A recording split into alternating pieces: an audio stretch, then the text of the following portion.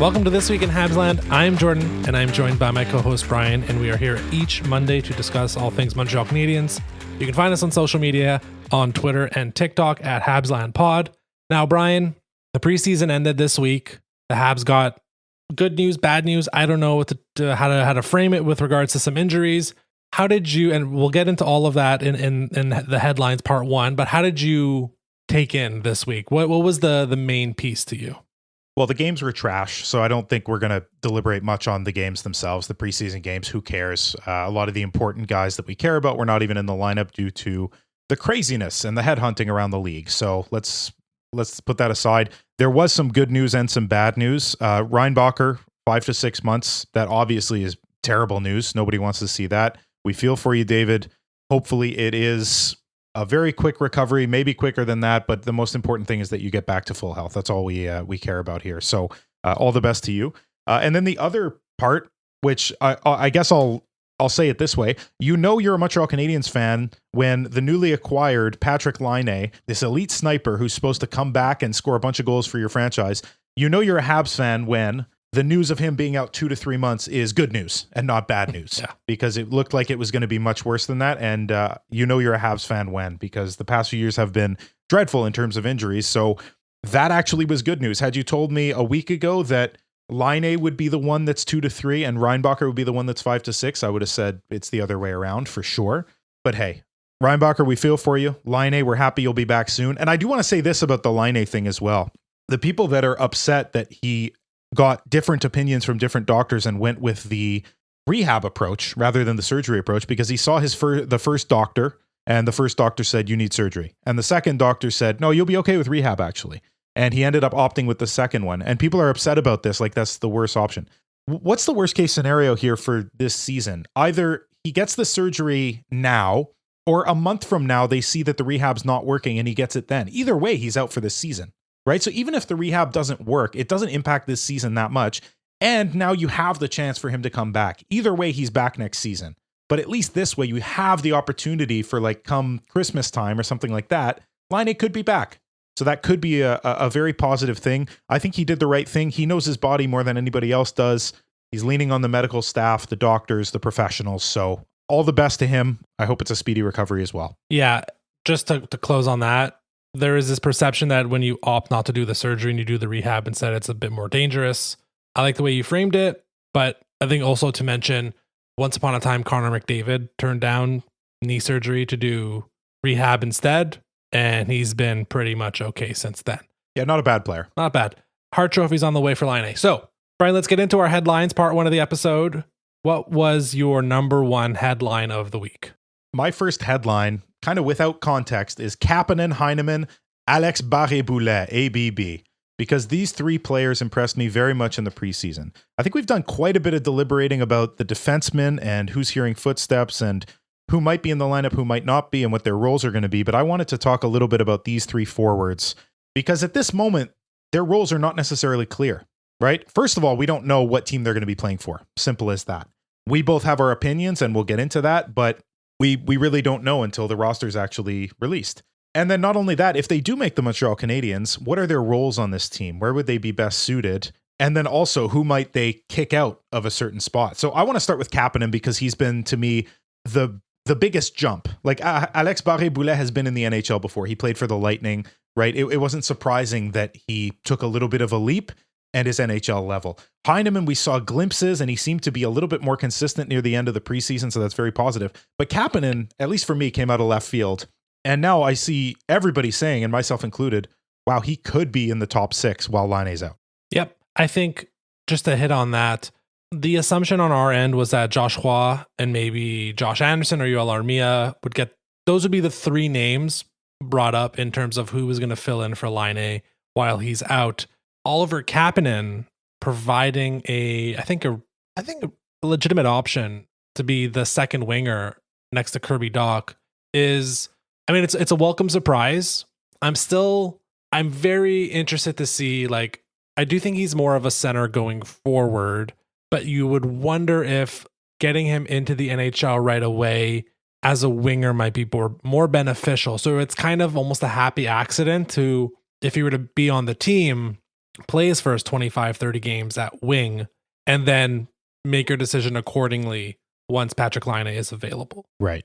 So, yeah, I mean, Kapanen started, I think his real push in terms of being on the radar for at least a big group of Montreal Canadiens fans around March of last year in terms of the playoff run, and then his play at the World Championships, and it's just continued since then.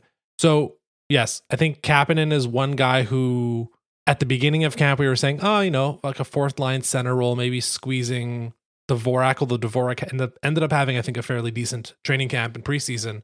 Him becoming a real legitimate role for a top 6 spot it's a nice welcome surprise. Yeah, absolutely. And you're definitely right. There has been a precedent set for centers starting at wing in the NHL. It's definitely been done a ton in the past. So that's absolutely feasible. So you had mentioned Armia, you had mentioned Anderson and Roy. I think I agree with you with Roy. There was a little bit of I don't know if you want to call it a hurdle or what, but he had some difficulty in the preseason. And that's fair enough. He's still a kid. It's okay. Everybody can relax. It's fine. If he starts in the bottom 6, it's not because his progression is over. It's not because he's never going to get back to where the potential that we saw last season. That's completely absurd. And if you think that way, you don't have to think that way. I'm here to talk you off the ledge and say Roy's going to be great. Just give him a bit of time. He's going to come back into the fold, and I think eventually in the top 6 he could still do it. But hey, even if he's in the top 9 on the third trio, I think that's okay. It would be interesting if Kapanen does get that spot on the second line. You would have basically 3 natural centers with Doc, Kapanen, and Newhook, who I think has just cemented himself. Newhook is the guy on the second line. There were people saying that Roy should have it when Laine wasn't injured. I don't think that's the case at all. I think Newhook deserves it. But it does mean that Kapanen would not take any draws, because left-handed draws, Newhook would take. He's got more experience, and then Doc would take on the right-hand side. So I think that's sort of status quo, and that's fine. As for Armia and Anderson, just to jump into them quickly because they're the other options. Anderson, I don't like that idea at all. Armia, I could get into that. Armia showed me last season what he's capable of, and I think that starting in the top 6, he would probably jump in and be at least decent right away. He had the wake-up call last year. He doesn't need another one. Decent preseason, decent training camp. All that's fine. And he's a possession monster, too, in the offensive zone. So being with Newhook and Doc, who can set up plays, if he's able to just carry the puck, hold it, and wait for an opportunity, that could be a good fit. And not to get into, trading him away at the trade deadline, but the higher he is in the top 6, the more points he acquires, the better he looks, the more versatile he looks, and the more offense other teams see in him. Because right now, everybody knows he could be in the bottom 6. Yeah. As a defensive guy, kill penalties, all that stuff. But seeing him be offensive as well could be what a team needs to go, you know what? Maybe we do give a higher pick to trade for Armia later. Yeah. So that's I know we talked about other guys too, but that was the sort of Kapanen story that we'd love to see him in the top 6. Do you agree with my assessment about those other guys, that Armia would really be the other option and then not really anybody else? Yeah, I think it's Armia, I would say, is probably the most likely to start there, but I can also see it being pretty fluid. I do want to get to Barré-Boulet and Heineman now, and this is, I think, a CBA limitation. Well, it's having a CBA makes these decisions a little less exciting, but I think those 2 players have probably earned their spot in the bottom 6. However, because of the CBA, because of the salary cap, I'd be surprised if both of them. Well, I'll put it this way: Barré-Boulet, you have to worry a little bit about waivers. Yep. But presume they're both through waivers or whatever, they'll both have a role on this team this season, I do believe. We've talked about Michael Pezzetta being the ideal 13th forward on the team. If there's a 12th forward spot open, I would rather it go to Barré-Boulet at this point. I would rather him take up that 4th line winger spot. Honestly, I mean, you can bring in Pezzetta here and there, but I would prefer having Barré-Boulet there. And then in terms of a top 9 winger spot, I would really like to see Emil Heineman get that opportunity, because I think he's deserved it with the way he's worked this preseason and the work he's done in the past, season plus since he's come over to Laval at least. So because of the CBA, there's going to be, and because of how many contracts and the old Bergevin contracts, there's a chance that one or both of these guys are going to spend a considerable amount of time in Laval this year, and that's okay to an extent. But we've certainly learned over the years that you need 15, 16, 17 forwards to make it through the season, which means in whatever capacity, Emil Heineman and Alex Barré-Boulet are going to play a certain, 30, 40, 50, 60 games with the team this season. And I think they're both ready to play consistent NHL minutes. I think that's definitely true. I think you're looking at Kapanen as the 6th forward. You're looking at Heineman as the 9th, and you're looking at Alexandre Barré-Boulet as the 12th. It's that kind of idea. And I think that all three of them would fit into those roles beautifully. They showed more versatility than I think they have in the past. Also, on the topic of Kapanen, if he's not in the show, where does he go? And that's another factor here, is that he goes back to the Liga. He would not be able to just go to the Laval Rocket and be available for a quick call-up. He has to cross an ocean if he wants to get called up. So that's a little bit of a wrench in the works here for Kapanen if they don't decide to keep him. I think that factor might be a clincher, actually, Jordan. I think that if he was able to go to Laval, he's enough on the fence that they would be like, maybe we just send him to Laval because of the lack of waivers. But the fact that they can't do that might mean that they're like, you know what, let's just leave him on the team, man. He's going to grow with the Habs. He's already ready for it. That's the bottom line here. At 21 years old, he's already ready for it. He's already defensively sound enough, certainly for a winger role. I think even for a center role. But those roles are not available because we have center depth. Jesus Christ, Jordan, we have center depth on the Montreal Canadiens, which is very, very nice. Yeah, I agree. Absolutely. Anything else on these bubble forwards before we move on to our next headline? No, I'm good. You want to kick us off? Yeah. So I think we're both kind of exhausted by the discourse surrounding the preseason. We talked about it a lot last week, so we're not going to rehash everything. But there was one part of it that I think continued into the second week with the 2 games against Ottawa that I do want to discuss.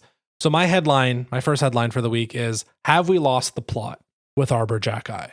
And what I mean by that is, so look, Xhekaj fought in 3-4 games this preseason.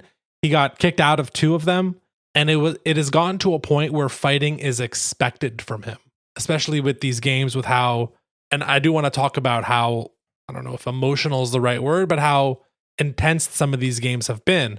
I am starting to get worried that he is beginning to be typecast as a goon, when I think there is still a real defenseman in there that can play 14, 15 minutes a night, get a bit of penalty kill, second or third wave, score a couple goals in a season, bring a ton of physicality, not through fighting, but just through his play. So what have you seen? Because to me, it's like, and this is not necessarily like how other fan bases view Arbor Xhekaj. I don't care how they view him, but it's almost felt like this week really was, well, Xhekaj's in there to fight. But that's not what it's supposed to be, right? Like that's a goon. Whereas I think Xhekaj provides so much more surplus value than like, well, I can fight really well. No, he can do a lot of good things as a third pairing defenseman. And I'm starting to worry we're losing like the thread on what makes Arbor Xhekaj really great. What do you think about that? When you say we, I think that a lot of people have. I don't think that it's the entire fan base necessarily that have, or management, certainly coaching. The team knows who Arbor Xhekaj is. I think that they know that there's more in there than just the fighting and the hitting and the physicality. That's part of him. You're not going to take that out of Arbor Xhekaj, but there's absolutely more to his game. We've seen it in the offense. We saw his slap shot absolutely crushed into the back of the net in the most recent game. So there's more to him there. And he's also learning every season how to get better defensively. And as a defenseman, that's very important. When you think of goons, you think of like Ryan Reeves, who, if he didn't fight, he wouldn't be in the NHL. He would probably barely be in the AHL. That's an ECHL player. You know what I mean? Or worse. He just does not belong unless he's there to protect guys who won't stand up for themselves in the case of the Toronto Maple Leafs. So that's not who Arbor Xhekaj is. Is his ceiling a top pair defenseman? No, of course not. Let's be realistic. But can he be absolutely serviceable and even good, maybe better than average as a third pairing 6th defenseman? No question. No doubt in my mind. And so we have to view him that way, I think. And what didn't help this week was the late hit on Stützle that sort of capped off that just back and forth of, if you hit our stars, we'll hit yours. You're going to hit Doc late and high. We're going to do the same to you, which, if you, like, when I first saw it, my reaction was, Xhekaj, no, don't do that. Because it really looked like he chicken winged him with his elbow. And then seeing the replays after that, no, he just happened to hit Stützle's hands holding the stick into his face, knocked his helmet off. It looked a hell of a lot worse than it was. Did Stützle dive? No, not this time. I'll say not this time. He has in the past. I don't think he dove this time. I think anybody reacts that way when they get their own stick slammed into their forehead. So that was fine. I don't like seeing stars get headhunted. that way. So the fact that it was late, still I'm not exactly comfortable with. To me, the hit that Struble laid on the guilty party was good enough. That sort of tied the bow on the whole thing. I didn't think it was necessary. I'll put it that way. Yeah. So I know I'm going off on a little bit of a tangent here with Jack. We're supposed to be talking about how he's more of a hockey player than that. And then we're getting into a late hit that I didn't really like. But it is unfortunately a part of the enforcer role, if you want to call it that, that you do to the opposition what they've done to you if it's been particularly egregious on one of your star players, because hitting the guy who hit him is not good enough because he's not a star. So if you're talking tit for tat, a star on one team goes down, and I know Doc came back, but the idea behind it is if a star on your team goes down, you have to bring down a star on the other team. Again, I don't like this. That's an element of the code that I dislike. I think that the repercussions should be on the guy who did the wrong thing, but I digress. Please jump in, Jordan. Yeah. You mentioned some stuff there. I want to maybe just bring us a bit back to like the initial discussion, and you brought up Jaden Struble, and I think like that's a nice, like, not that should, the question is not should Jack-Eye play more like Struble, but I find Struble walks the line a lot better at this point in their careers than Arbor Jack-Eye does. Whereas Jack-Eye, and you're seeing it, look at that. I know the games don't matter. I completely like know this is ridiculous, but what Jack-Eye did on Tuesday night cost the Habs that game. Yes. So like it's unequivocal at this point.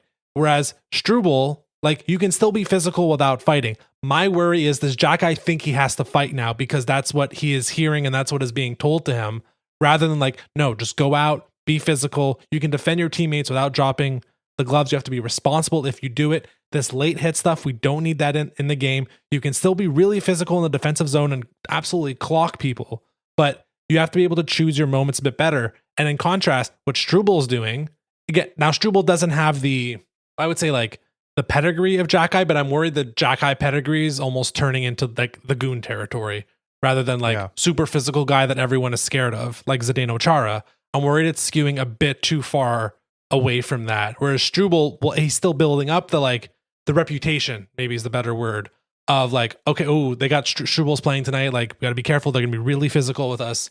So and it's a good comparison between the two players. I just want to make sure that within all this, like Jack-Eye doesn't have to become a goon. He can play a bit more of, the physical game without needing to go over the edge. And he's going to have to learn that this year, because if he keeps doing stuff like he's done, I know he's protecting his teammates and standing up for them, and I want to get into that right just in a moment. Mm-hmm. He's going to cost them games, and he's going to get benched because of it. Yeah.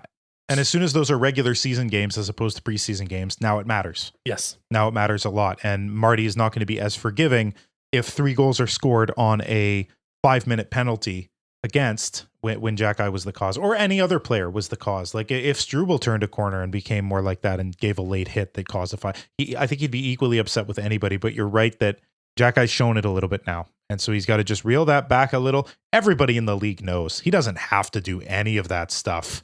He just has to wait until it's necessary. And knowing when it's necessary is the key here. So my last point on this, like, have we lost the plot? I said initially with Jack-Eye's role, I'm wondering now more meta with the team. There's been a lot of posturing this year, and I can understand why. About like, we're not going to be bullied this year. I think that was more or less the exact quote that Jack-Eye put out on Saturday night. There's been stuff about, I think Kirby Doc said similar things of, we're not going to be pushed around this year. We're going to stand up for each other. Are the Canadiens overthinking this stuff? I guess my thinking is, are they thinking about this part so much that other teams know they can now get under the Habs skin? Not that teams are worried about the Montreal Canadiens, but like, if you're going up against the Habs, then you're like, yeah, don't like go out and injure someone, but go like 12% over the line with one player, and that'll throw them off their game. Like, is this idea of, again, are we losing the plot here? Of like, are the Canadiens trying to be so like stand up for each other and physical to the point where that's almost all we're thinking about? Like, before I like throw it back to you, I do think that like this whole storyline might blow over once the skilled guys are in the lineup every night, and your top 6 is the top 6, and like they're like, no, we're just out here to score goals and win hockey. I do wonder if that changes, but what do you think about that from like a team-wide narrative? Are they overthinking the toughness element this year? If it persists further, I think yes. Okay. I think in general, this season might be a season where that's just a big lesson that they have to learn. is the toughness thing, the standing up for each other. And this just might be the season where other teams can get under their skin. And maybe next season, the lesson, or it could even be 30 games from now, Jordan, they might turn a corner and go from other teams getting under their skin to them recognizing, okay, when is it actually needed for us to be that physical and get into fights and protect each other? Sometimes a guy makes a mistake and follows through on your goalie when he didn't mean to. That's not the time to punch him in the head. If a guy runs your goalie or slashes him or does something intentional, that's when, like, just as an example of when to and when not to. But what I do like is that if they're dealing with it now, when arguably they're not in contention for the cup, we're going to have a discussion later as to whether they're going to make the playoffs or not. But I think to take that one step further, if they do make the playoffs, it would take a ton of things going right for the Habs and a ton of things going wrong for every opponent they would have through the playoffs for them to actually win it. But a few years from now, when they're in contention and they have a good chance of winning the Stanley Cup, they will have learned this lesson already. This isn't something they're going to have to learn in a few years. Like, not to bring them up again, but the Leafs, Pacioretty this week saying this is the hardest team I've ever played for. Yeah. I don't know. I don't know if they're sponsored by Viagra or Cialis or something like that, but I mean, they're blue, right? So they wear blue. They are blue. So. They are blue. They have cookies and milk on the helmet and jersey, but maybe that's another option for them in the future. Yeah, Cialis and Viagra with the Leafs. I think it's a good marketing opportunity in the spring that, having trouble getting it up in April, and then you can just have roll highlights of their inevitable first round loss. I think we can go with that. Yeah. Anyways. Yeah. Back to hockey. We can, enough of the nonsense in the preseason. I do think this will hopefully blow over, but I do think you're right. That's a lesson to be learned this year. And I hope it's 20 games, 30 games, not a season.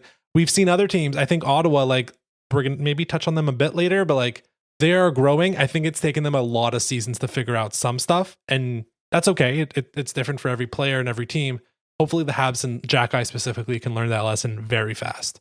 Last headline, and this is a quick one. Welcome to the age of Michael Hage. Yes. Look, it's been a tough week for prospects for the Montreal Canadiens, right? David Reinbacher, we spoke about it. We're sorry, David. We'll see you next season. Ivan Demidov, we're going to hold off hopefully at least one more week before we all start panicking. I mean, when I say we, I mean me and Brian. The collective fan base has already lost their mind about it, with him essentially being benched the last 2 games. So let's all take a breath and enjoy Michael Hage's first 2 games at the University of Michigan. I watched most of the Friday game. That was his, I think, his actual debut. He picked up 2 assists in that game. He scored on Saturday, both games against Minnesota State. Brian, what have you seen that you've liked? Because he's cutting through the middle of the ice. He's only dangling when he's in a responsible area, like in the offensive zone. I don't see him dangle in the defensive zone. And hell of a passer so far. What have you seen? What do you like? Yeah, that playmaking aspect has been huge so far and on display both nights. I am going to say I told you also, because a few times I said, how the heck did we get him at 21? And that's now what everybody's saying. And I knew it prior to these 2 games. I think a lot of people, anybody who paid any attention to him knew, wow, he slid far and he's looking exceptional. This is going to be a really good development season for Hage, where he's probably going to go from having the perception of, okay, his ceiling's probably like a second or third center. Could he fight for the 1C spot years from now? I think the sky's the limit with this kid. And we're both nodding right now thinking, yes, he could actually contend for that. Yeah. Right. And so the sky's absolutely the limit. You're absolutely right. He's doing the right things at the right times, and he's not trying to do too much. That's something that high skill guys often will do, is they'll try and deke the second and third guy after deking the first one. But if the pass is there, he's going to put that pass through and set somebody up for a better opportunity. So he's more of the let's score a goal as a team mindset rather than let me do this on my own. And that's perfect for the Montreal Canadiens going forward, because we're going to have a lot of high skill guys in the top 6 that are going to be able to help out Hage. And so the fact that he already knows that, he knows what to do in every sort of situation in the offensive zone, amazing. I am thrilled. And it could not come at a better time, like you said, with all the other prospects going through some troubles right now. So Michael Hage, we love you, buddy. Keep it up. Can't wait for you to be a Hab. Let's go. And hopefully he's on Team Canada come December. I know he's only 18 and he's going to be 18 for a while. His birthday, I think it's a mid-April birth date. So it's still early for development.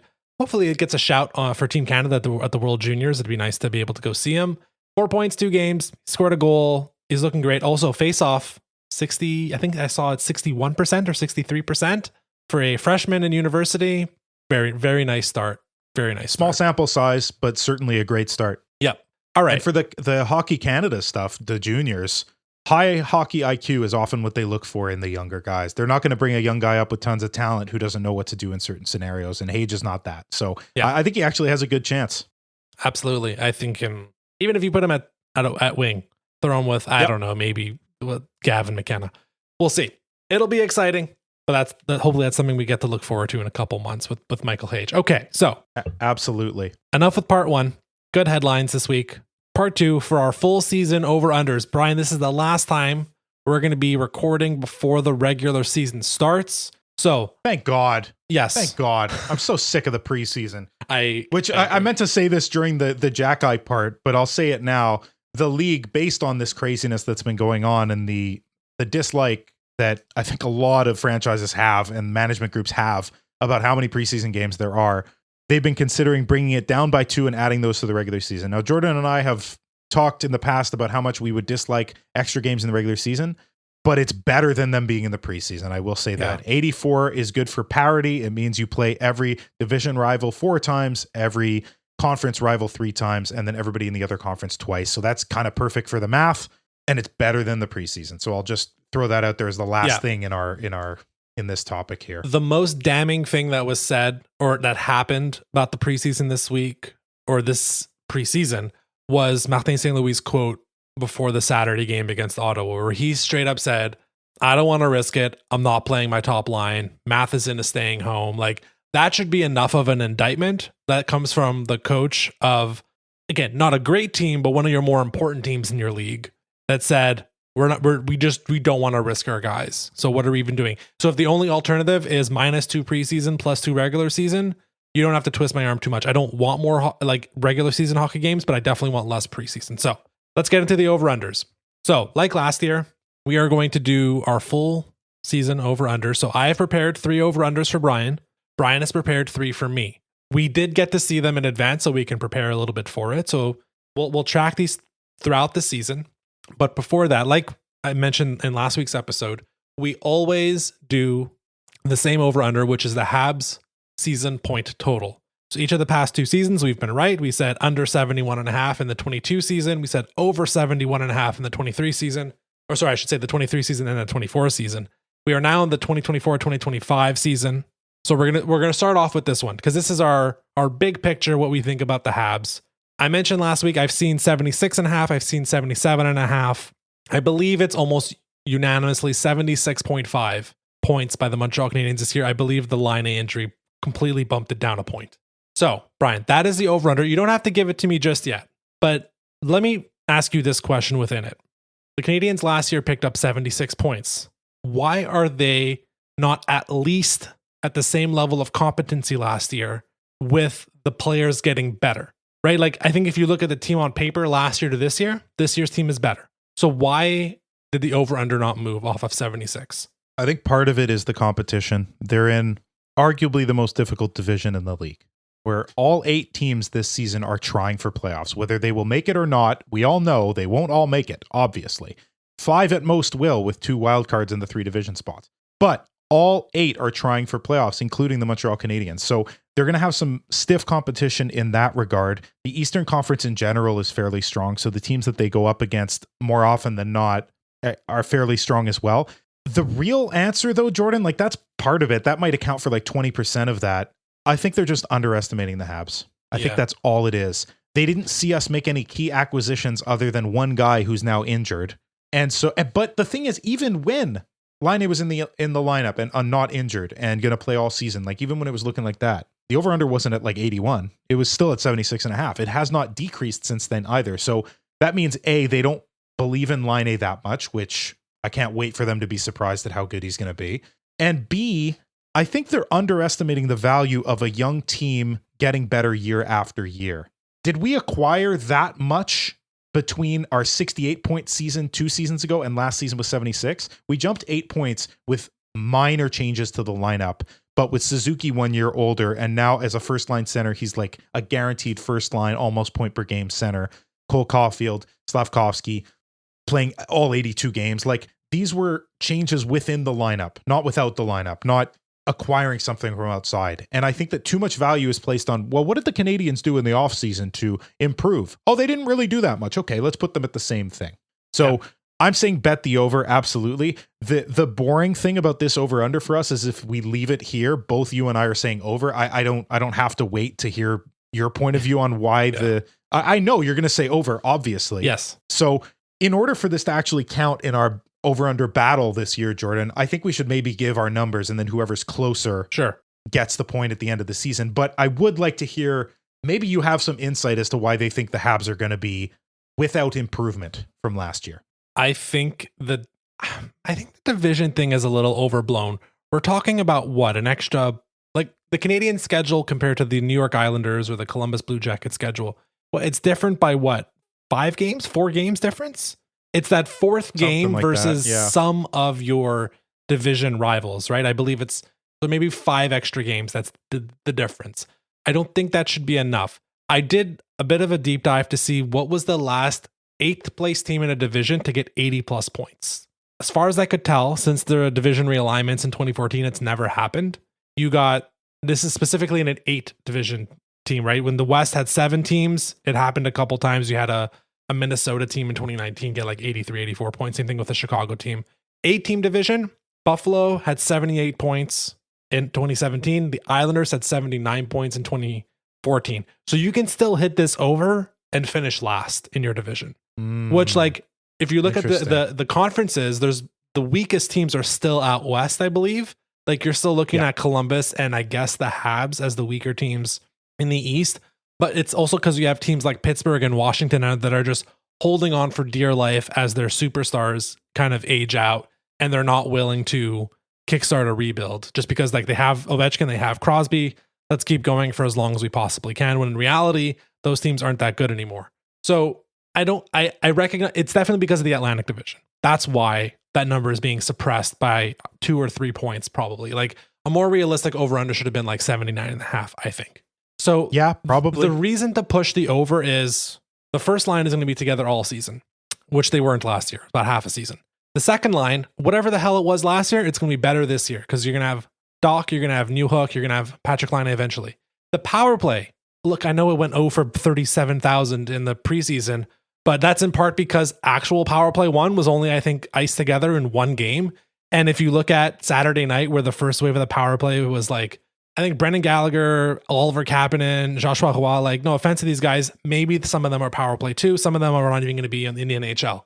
Power play 1 is an or just the power play in general. You're going to add Lane Hudson in some capacity. You're going to eventually add Patrick Laine, probably on the first wave, and you're reintroducing Kirby Dach, who wasn't around last season. And as far as I can tell, like, the Habs' big issue on the power play is figuring out how to use the bumper spot.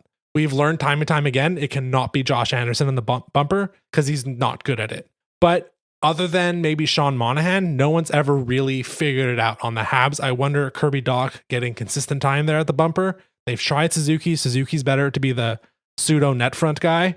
So a lot of things should just get better with this team. So it's an easy over. Let's talk about, before we give our numbers. Sure. Let's have the playoff discussion. Let's just do it. The last 2 years. 91, 92 points gets you into the playoffs. The year before that, it had to be 100 points.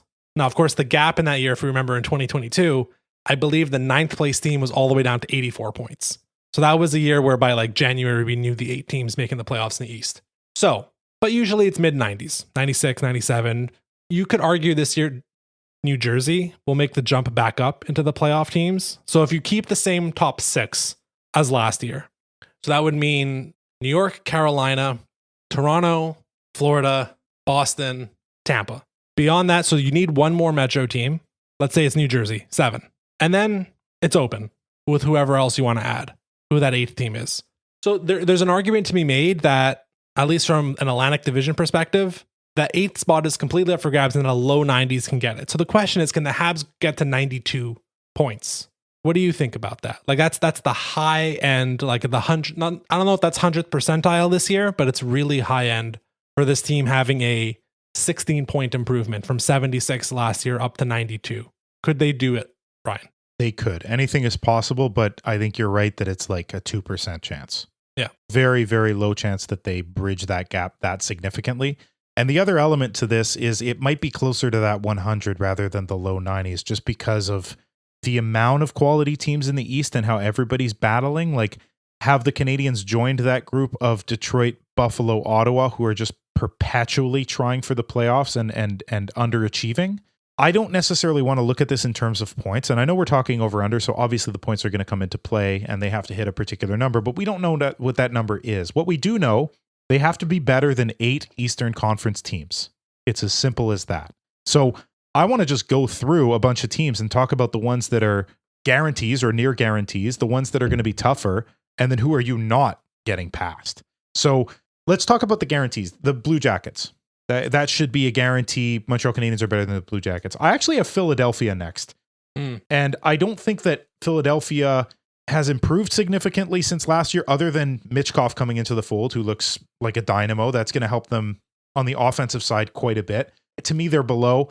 Then maybe you could throw in Ottawa, but with Ullmark, they look a heck of a lot better. That's been their issue for years, Jordan. They finally solved it, it seems.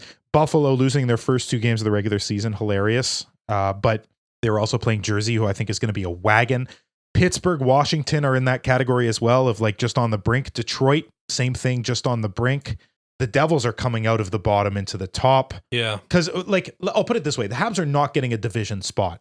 The Panthers are absolutely getting a division spot. The Maple Leafs are getting a division spot. And then I think the third one is going to be between Boston, now that they've figured out their Swayman kerfuffle, and the Lightning, who still have Hedman, still have Vasilevsky, Braden Point, Kucherov, one of the best wingers in the league. Like, they're a force, absolutely. So I think it's more in that category of, okay, they have to be the 8th best team. Can they be better than like the Islanders, the Red Wings, the Capitals, the Penguins, the Sabres, the Senators?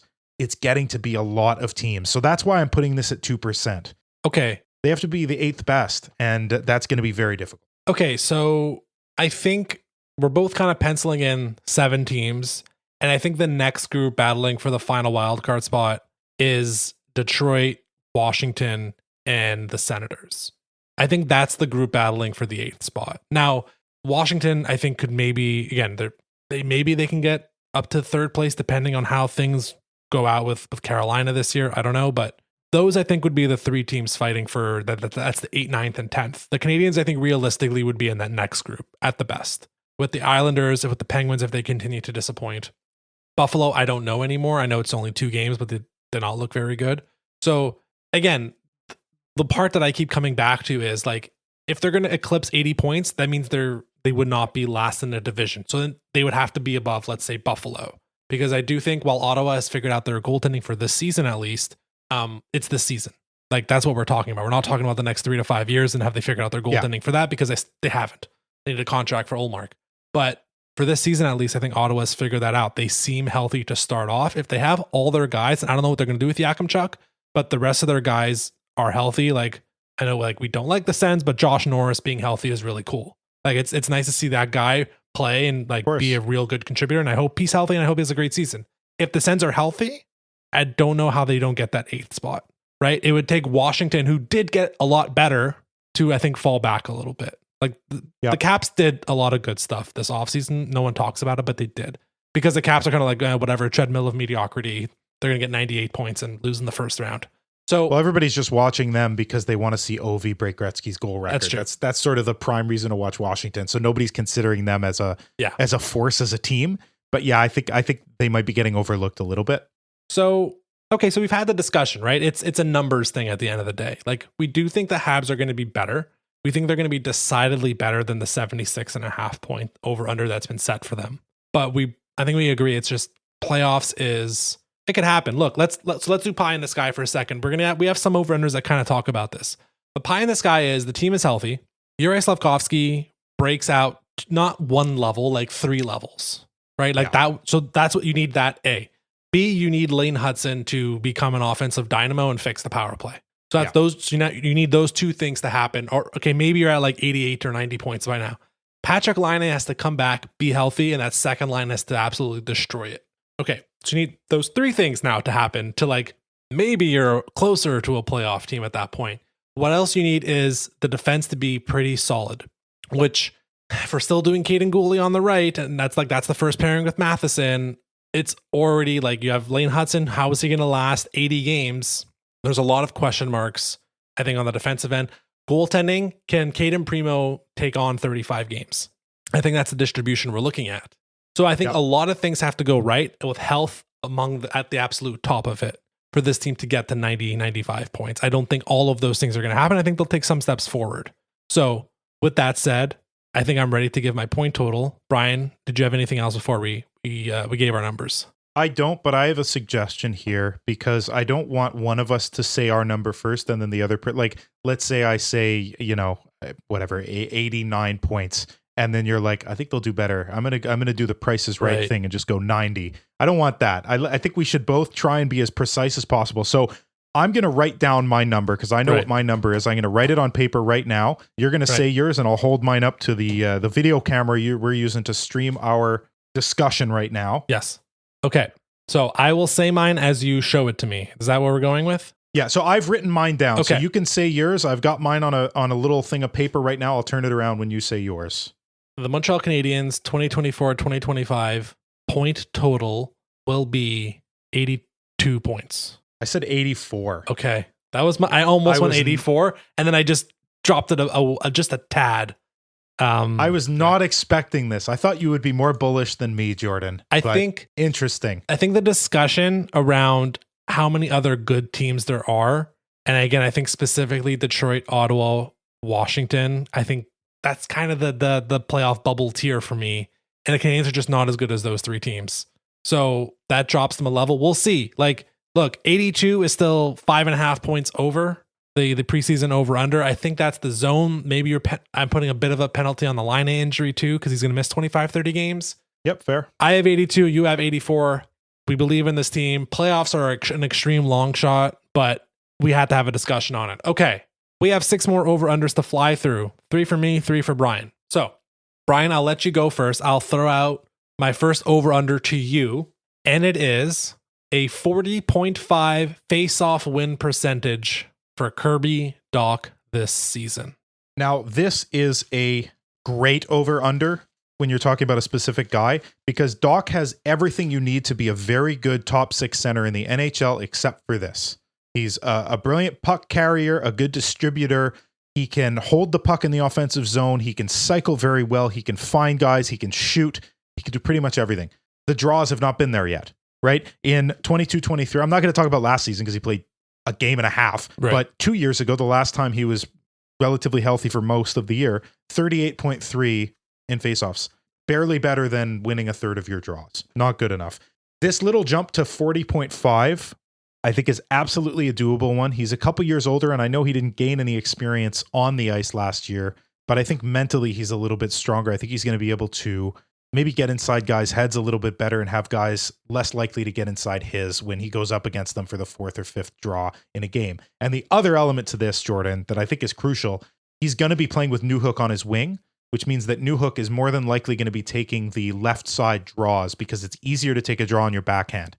So reducing the amount of difficult draws that Dach will have to take by not being on his weak side, I think will help his percentage increase as well. So I am absolutely hitting the over on this, partially because of all that, and partially because I want to see this last element come into play. And he doesn't have to be at 50%, right? I talked about a bunch of different aspects of his game that are already there. I didn't even talk about the defensive acumen, but that's there as well. So he's there as a center, as a top 6 center, and this is the last one. I don't think it has to get to 50.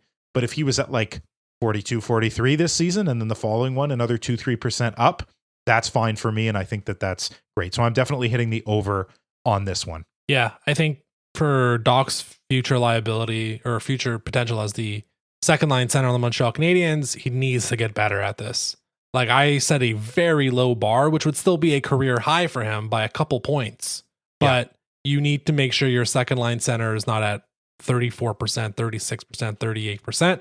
I do think splitting with Newhook will help him, and that's kind of where I built in a little extra juice in there. There's also possibilities that they throw on Suzuki for some big draws at the end of a game, and they just have Suzuki come take a draw, and if he takes the other winger spot, Suzuki wins a draw, gets off the ice, and which they've done in the past, right? With Sean Monahan So I could definitely see, and that might just reduce some opportunities for Kirby Dach. Who knows? Okay, what do you got for me?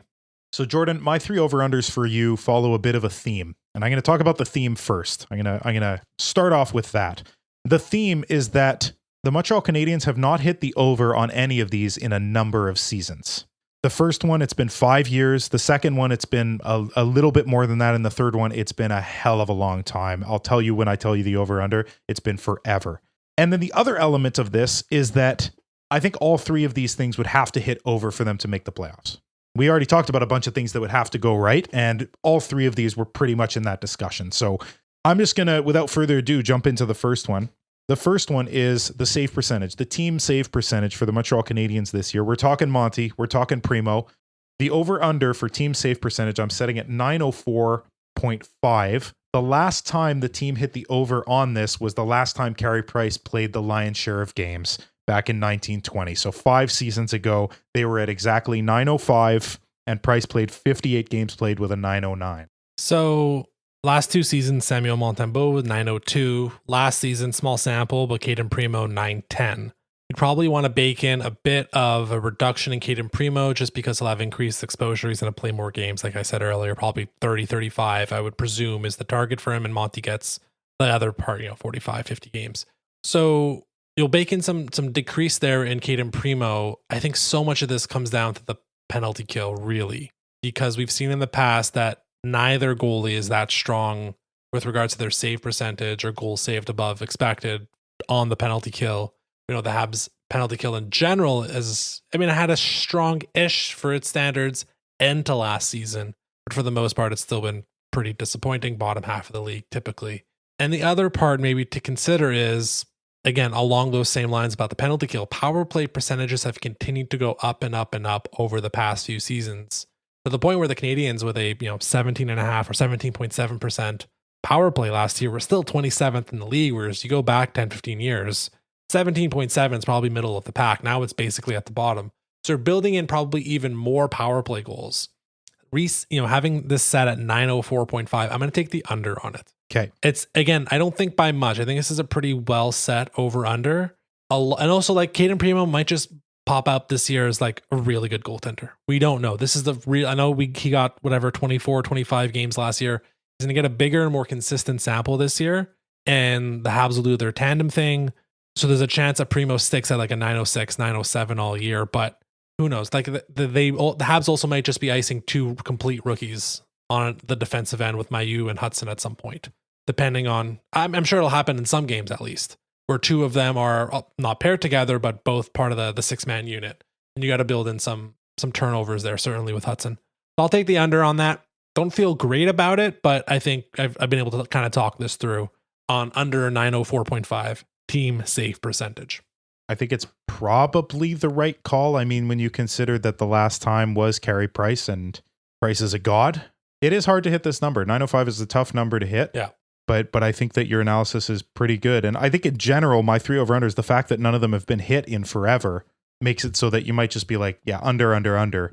I'm going to do my best with the next 2 to try and make my case. Sure. But I think that this one, that's very fair. So what's the next one you've got for me, buddy? Speaking of the defensemen, I just said about Lane Hudson and Logan Mailloux playing. I think we've mentioned him a couple times in a positive light, and it's Jaden Struble, who I thought had a pretty darn good preseason and training camp. Martin St. Louis last year, despite the fact that I thought maybe they should game the system a bit with his waiver eligibility last year and not play him as much, or at least send him to Laval, St. Louis seemed to really like him, and he got a lot of games towards the end of the season. He is technically still waiver eligible, but good preseason. Coach seems to like him. With all that said, I don't know where he fits on the depth chart. So what I'm asking you, Brian, is Jaden Struble games played for the Montreal Canadiens, 58.5 over or under. So 56 games played last season, a very respectable season from Jaden Struble at 21 years old last season, 22 this year. It really is the depth of the team, how many really good defensemen we have on the left-hand side that are making this cloudy and difficult. The fact that it's for the Montreal Canadiens specifically and not just in the NHL, I'm going to take the under, because the Harris trade, we loved Harris. This was another guy Martin St. Louis loved, who got a lot of games when he was healthy, was a big part of that defensive core. Play 56 games as well last year, actually, as I look at it. that was a guy who they looked at and said, well, we just don't have space for him. We got to trade him away. And that might be the case for Struble at one point. I think I said that last week, that he was one of the more likely candidates to be traded. So unfortunately, I'm taking the under because I really like Struble. I'm not betting with my heart on this one. I'm betting with my head because I think that his preseason was one of the best on the team as far as defensemen go. And I think that he deserves a bunch of time in the show. But if that means him getting it elsewhere because we have so much depth, I get that. So unfortunately, I'm taking the under. Jayden Struble under 58.5 games played for the Canadiens. Okay. Yeah, well, I will say a little surprising that you threw in the trade piece in there. I don't know. I have a good feeling about a really strong Jayden Struble season. But again, hopefully it's all for the Habs. Okay.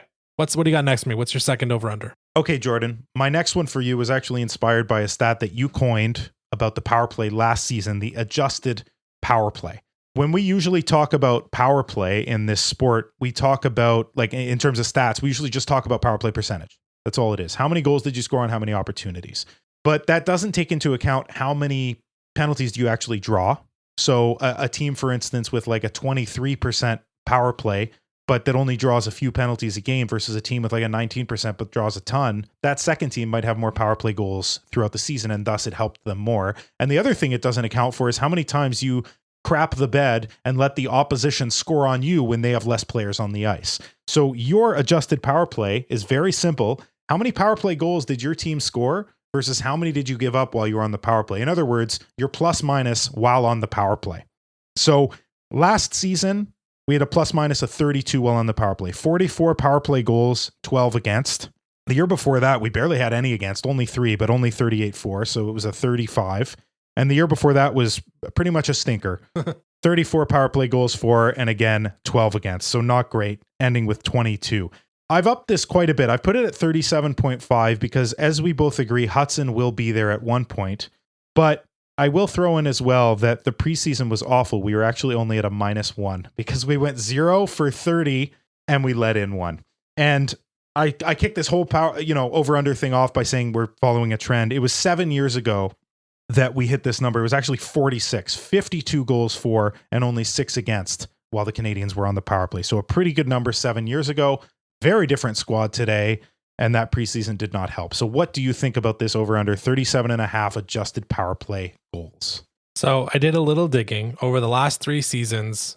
75% of teams, so that's 90 of the 90, whatever that would be, 96, around there, 74% of teams have eclipsed 37.5. So I've had at least a 38 over the last 3 full seasons. Of course, the Canadiens in none of those 3 seasons have done it.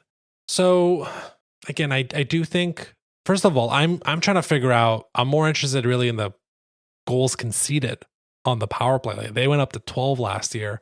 If they can just hack that in half down to 6, then you might, like, the power play doesn't even really have to get any better, right? Because if they hack that down to 6, if my math is correct, then they would hit the over just barely. But yep. I do think the power play will get better. It's shown little signs of life in this preseason, but I also think, like, let's get the proper first wave out. Let's see what Hudson can do, at least on the second wave to begin the season, because that seems how it's going to go. And maybe they make a change 10, 12, 20 games in, and Hudson's now on the first wave, and Laine will come back. I don't know how, what I'm thinking is, I think they can become more responsible maybe and drop it down from 12. Like, a good hockey team should not give up 12 power play goals against, or give up 12 shorthanded goals. It should be maybe 6, 7, 8. Let's say it's around 8. And then if they just bump that power play goals for up to 50, then they hit that over. So that's me being optimistic. I think the general trend is the team getting better. And again, also a typical general trend of just power plays across the league getting better. So I'll take the over on this. I feel a bit more confident in this than in the save percentage one I just gave a little bit earlier. So a bit hesitant, but yeah, I'll take the over 37 and basically plus 37.5, plus or minus on the power play this year for the Montreal Canadiens. So I think they'll be better on the power play, and I think that'll be reflected in this stat. Very nice, Jordan. I love your optimism. I think you're right. Laine Hudson coming into the fold, Laine eventually. That's going to help big time. Speaking of Laine, let's get, as we've been told online, that we're being a little too eccentric when it comes to talking about Laine Hudson, or that we are putting the cart before the horse. And I'm just saying it's okay to be excited. It's okay to indulge a little bit. I think there's a difference between excitement and expectations, because I think people conflate the two, that because we're excited, we will be disappointed if Laine Hudson does not do X, right? That we are expecting Laine Hudson to be good on the power play. No, we're just excited for Laine Hudson to be on the power play. There's a difference. Yes, exactly. So on that topic, it's a little awkward to phrase this one. So the over-under is based on where Laine Hudson finishes in Calder voting. So I put 4.5th place. So it's a little complicated. Essentially, Brian, if you take the under, you're saying he's going to finish top 4 in Calder voting. If you are taking the over, you're saying he's finishing 5th or worse. So it's a little complicated when we're doing it's like reverse order, but so under is 1st to 4th in Calder voting, over is 5th or worse. What do you got? This is a very tough one, Jordan. This is the one that I've sort of spent the most time thinking about of your over-unders. I think it's set perfectly. Any higher, I would have picked under. Any lower, I would have picked over.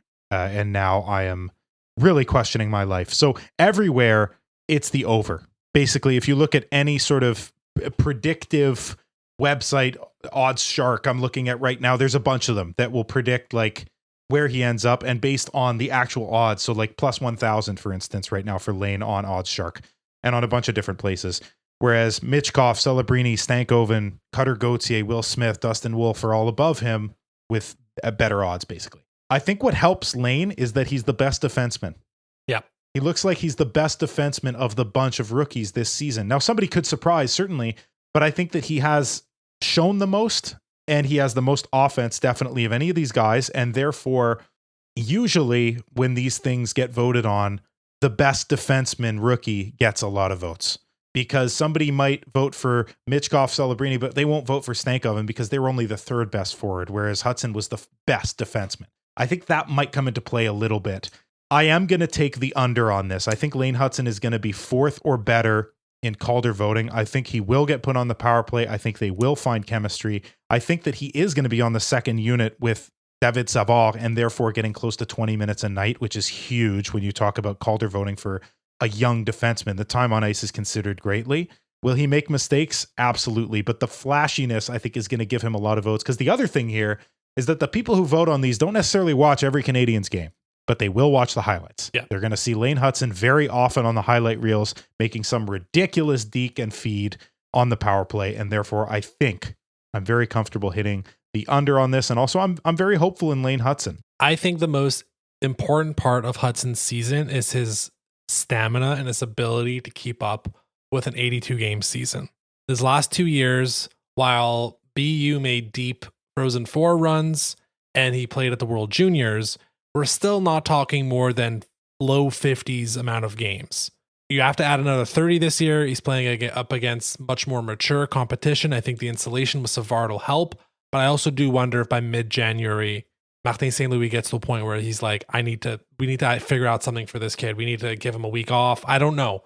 I'm not trying to like treat him with kid gloves here, but it's a huge transition, and he is pretty decently undersized. So that's what I'm really interested to see, which is why I think in past episodes, I've been apprehensive about putting him on the first wave of the power play while also being on the second pairing, because I do wonder if 20 minutes a night out the bat is, or I mean, if he's first wave of the power play and second pairing, that's closer to 22 minutes, I would think. Yeah. Like that's a lot of work for a guy who's 20, rookie, green.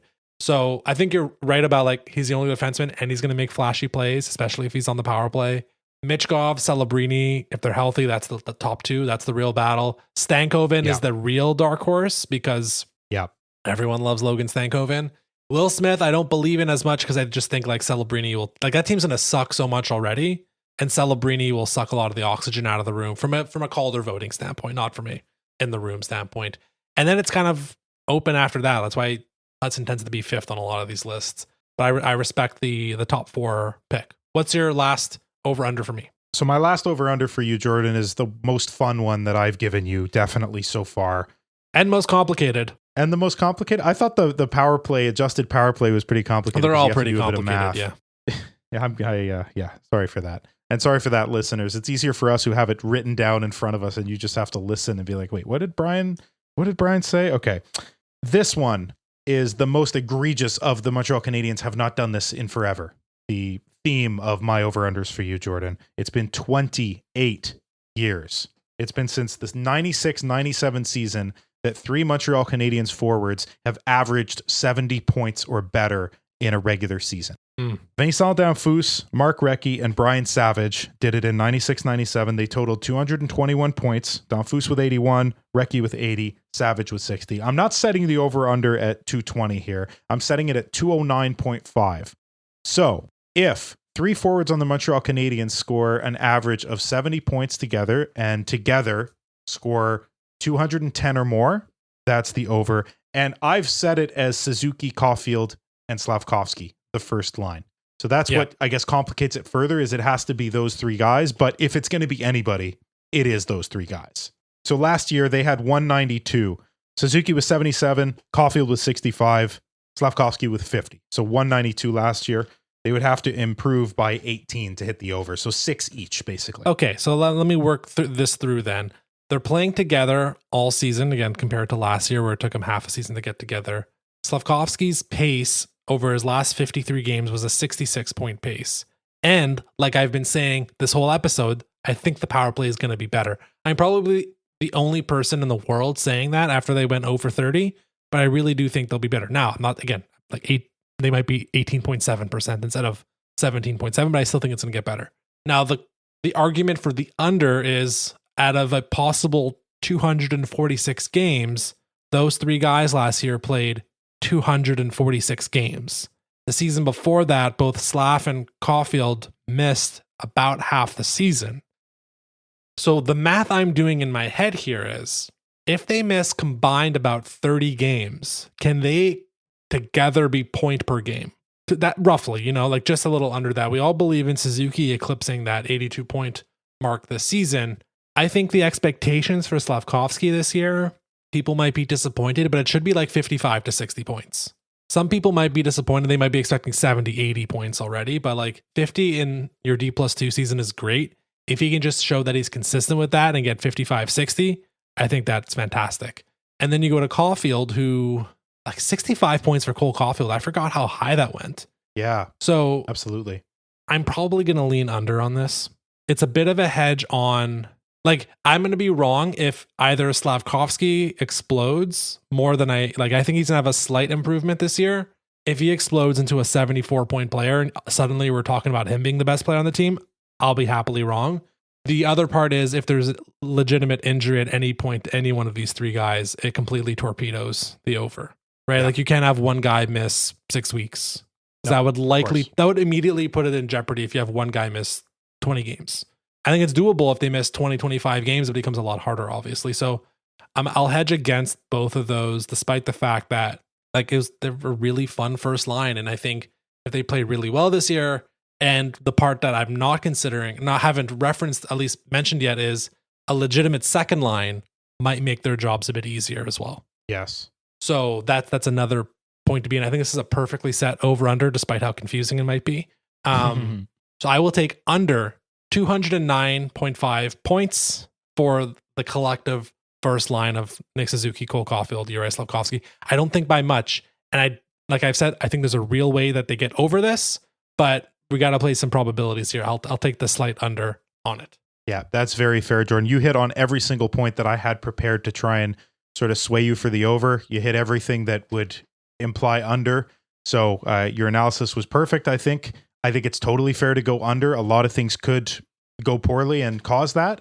I'm hoping for the over. You're hoping for the over. And I think if all goes well, they will absolutely hit it. There's a world in which they hit this over. And like I said, to start this whole discussion, and one of the sides of the theme here is that all 3 of these things would have to happen for them to make the playoffs. The save percentage has to be like .905 or better. They have to score a lot on the power play and not give up silly goals while they're on the power play. And then the first line has to be excellent all year and also score a bunch on the power play too. So I think this was a pretty successful over-under. Neither one of us said over every time or under every time. So that shows that we weren't too overly optimistic or too pessimistic, which I think is a good thing.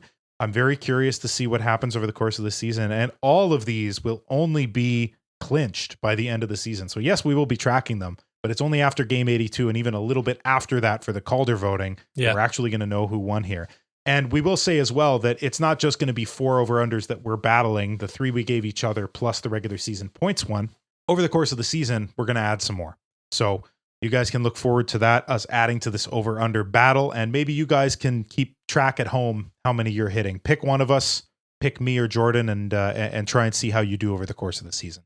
Yeah, absolutely. I think we're both pretty excited for the season to actually start now and not talk about these hypothetical, useless games. And hopefully this over-under discussion got people fired up, got them excited, ready for the first line to crack at it. Hopelessly optimistic about the power play. Have, I think, at least league average goaltending. I think that's almost an expectation at this point. And overall, the team to, despite everything, all the nonsense that's happened in these first 3 weeks of training camp and the preseason, the team will surpass expectations, I think, for this season and will continue to march its way out of the basement and into, some people might hate it, but some level of mediocrity. But it's only a way station. It's only a quick stop as they keep moving their way up, as Ivan Demidov hopefully develops, as Michael Hage continues to develop, as Jacob Fowler comes on his way, as David Reinbacher comes back to health. There are more than enough reinforcements, not even in Laval yet. Forget about Owen Beck making his way up, potentially Logan Mailloux getting full-time. There's a lot of guys still on their way. So this team getting better from 76 to 82 to 84 points would be a fantastic thing that we are hoping to, or that we will be tracking throughout the year, having a ton of fun while doing it. And I think, yeah, just having good discussions about the Habs and allow people to have a safe space to get excited about the team that has sucked for 3+ seasons, and just let us have some good times.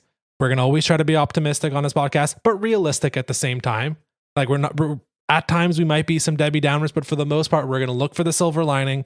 We're going to look for ways to spin things positively, because we do believe overall the zoomed out picture, the meta analysis of it, is this team is continuing its upward trajectory. They did a lot of stuff in the summer to push that forward, and some things have already gone the wrong way, but I think generally there's a lot still building, brick by brick, slowly. We had a playoff discussion, a little real one, for the first time in the history of this podcast of 80+ episodes. We actually talked about the playoffs, and we said, hey, it's like 100. It's possible. It's technically possible. Yeah. It's like 100th, 95th percentile, but it's now technically possible. So we'll keep that realism, but we'll keep having fun and keep things exciting and enjoyable. Brian, anything else to add before we close out the episode? And the next time we talk to people will be once the season has started. No, I just can't wait. I've mentioned what the season starts with, an absolute bang. Toronto on Wednesday, Boston on Thursday, and Ottawa on Saturday. Yep. All Atlantic Division teams. So playoff implications start right off the bat, which is very exciting. I don't remember the last time that this has occurred, that we play 3 rivals like this to start a season. It's very, very cool. And I think that's it. Yeah. I'm psyched, Jordan. Let's have a great season here. Yeah, go Habs, go. And if we can make one request for the Montreal Canadiens, can we just beat Ottawa once? Can we? How about this Saturday? How would that be? How about we just squeeze in one Sens win? Because just this one, I don't care about, just beat the Sens. Okay, anyways, that'll do it for this week's episode of This Week in Habsland. We will finally be back next week to talk regular season hockey for the first time in 6 months. You can follow us on the social medias at Habsland Pod. That's where Brian is usually trolling a bunch of Leafs fans and probably Sens fans this week. And or you can follow us on TikTok, where I put a bunch of reels on that usually get people annoyed at us because we're being too happy. And if you like what you heard, feel free to drop a review on Spotify and give us a 5-star rating. We've really appreciated people giving those 5-star ratings, so keep them coming in. Steal your parents' phone, go on their Spotify, give us a 5-star rating even if they don't listen, that's okay. Or same thing on Apple Podcasts. Anyways, until next Monday, enjoy the regular season and go Habs.